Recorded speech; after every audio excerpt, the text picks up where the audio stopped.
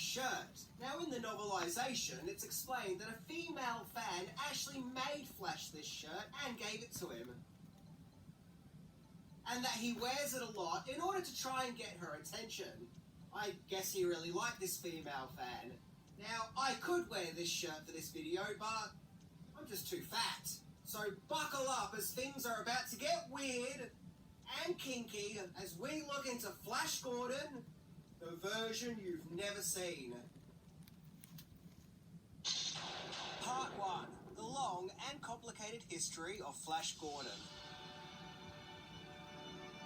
The origins of the Flash Gordon movie goes all the way back to the late 60s, where famed Italian producer Dino De Laurentiis had produced 2 comic book movies, those being Barbarella and Danger Diabolik.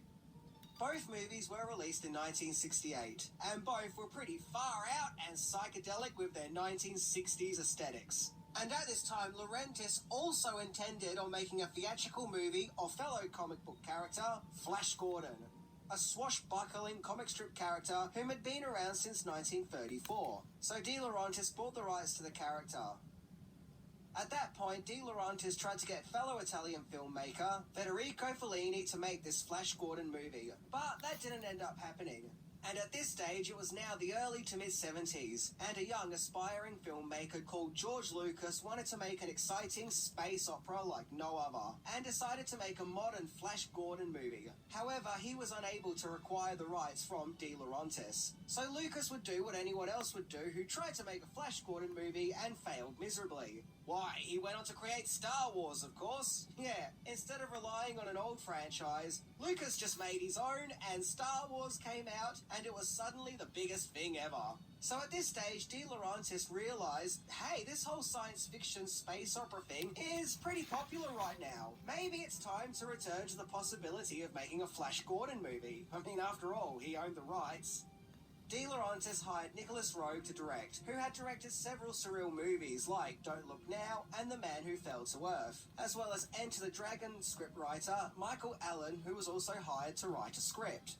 According to IMDb, under Roeg's direction, Debbie Harry was to play Princess Aora, and Keith Carradine was to play Ming, and supposedly a very young John Goodman auditioned to play Flash Gordon, but was unsuccessful. Due to creative conflicts with De Laurentiis, Nicholas Roeg and Michael Allen were no longer part of the project.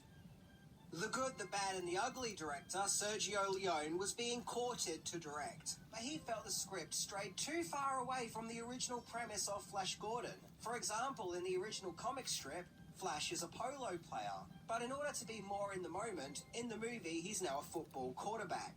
I guess if the movie was made a bit later, they would have made Flash Gordon a race car driver. And if it was made now, they'll probably make him a social influencer. Oh, God. Yeah, Flash Gordon, the heroic TikToker. But anyway, Mike Hodges, who previously directed Pulp and Get Carter, was hired as director, and Lorenzo Semple Jr. was hired to write a new script. Now, he had previously worked with De Laurentiis on the 1976 King Kong remake, but he was most well known for writing the 1960s Batman TV series. And just like that series, he wrote the script for Flash Gordon to be very camp, cheesy, with more of a fun, playful, happy-go-lucky vibe. In many ways, also feeling like a spoof, just like the 1960s Batman TV show. Something Semple Jr. would go on to regret, feeling that the Flash Gordon character and mythos was originally serious and darker in tone, and that it apparently was Dino De Laurentiis himself who wanted the movie to be fun and camp, probably very much in the same vein as his previous produced movie, Barbarella. In fact, I previously mentioned in my Barbarella episode that the Barbarella and Flash Gordon movies almost feel like they could exist in the same universe.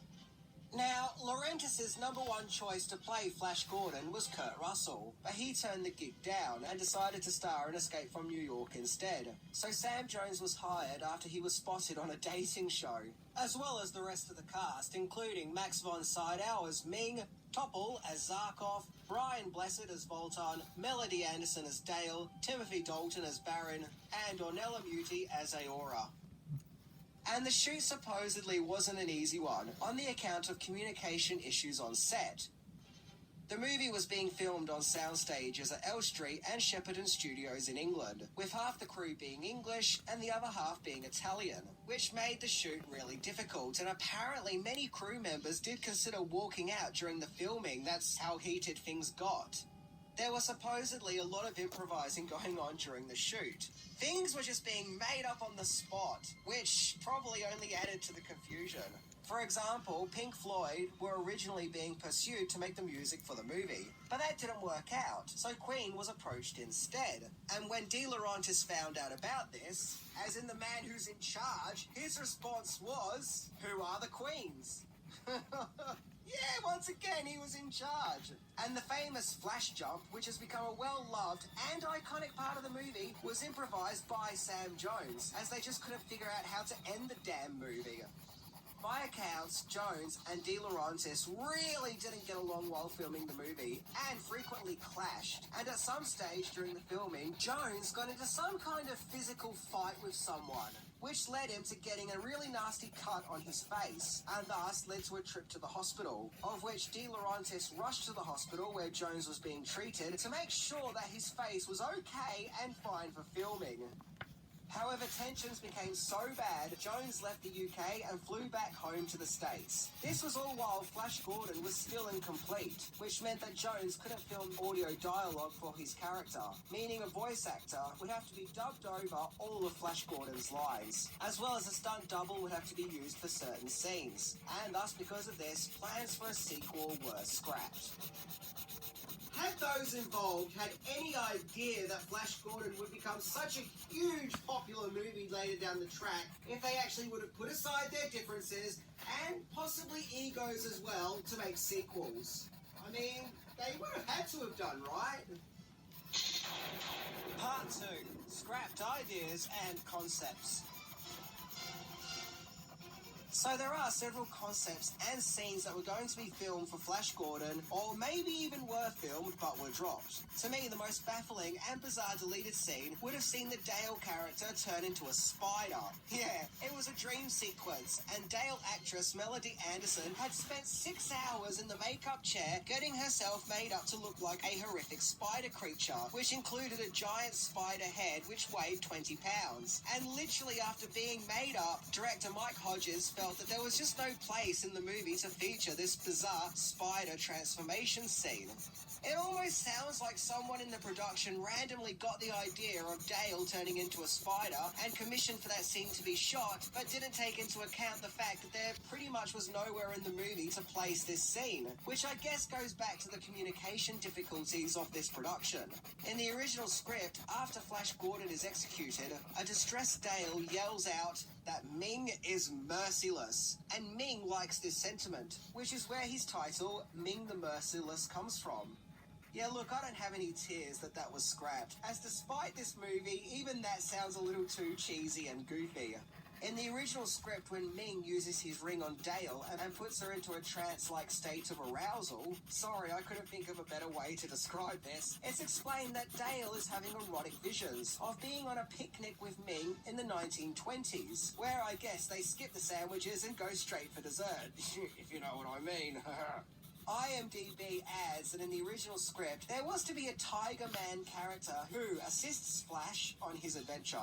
Clytus is psychic, and Ming also has his own army of Amazon warriors. And the movie's climax even ends with a sword fight between Flash and Ming, something that was lacking in the final film. There are also claims that it was originally intended for Freddie Mercury to feature in the movie. Now, I have no idea who he would have played. I don't know, maybe a Hawkman. Or maybe he just would have turned up as himself, as Freddie. Either way, that cameo would have been pretty cool. And Freddie Mercury and Queen still provide a rocking soundtrack. And at that time, Mercury would frequently wear a Flash Gordon t-shirt during Queen concerts, where he would even bring Darth Vader into the mix and sit on his shoulders, to which George Lucas then got involved and said, "Oh no, buddy, no more using my character for your show, thank you very much." According to Peter Weingart, who played Clytus, in the last scene where we see someone pick up Ming's ring, that hand that was picking up the ring was the Clytus character, which is odd as seemingly the character did die. But nope, in the sequel, the Clytus character was to return, where no doubt Flash would have had to have stopped this dickhead yet again. I always assumed that it was Ming himself who collected the ring, but I guess not. It was Clytus. There are versions of the movie that would go on to have some edits made to them. Some VHS copies didn't feature the scene where Dale blasts the guards, thus taking away the character's one true badass scene. Some Laserdisc versions didn't feature the young woodsman who fails the initiation and is subsequently killed. Seeing Ming's face as the airplane gets attacked at the start of the movie is often removed from certain cuts, and strangely, in certain TV broadcasts of Flash Gordon, Richard O'Brien's woodsman character has been completely removed. And yes, growing up as a kid, I had a videotape recording of Flash Gordon from a TV broadcast, and, well, yeah, Richard O'Brien was nowhere to be seen. And in addition to that, I can remember watching the DVD for the first time and being like, oh, wait a minute, Riff Raff is in this? Since when?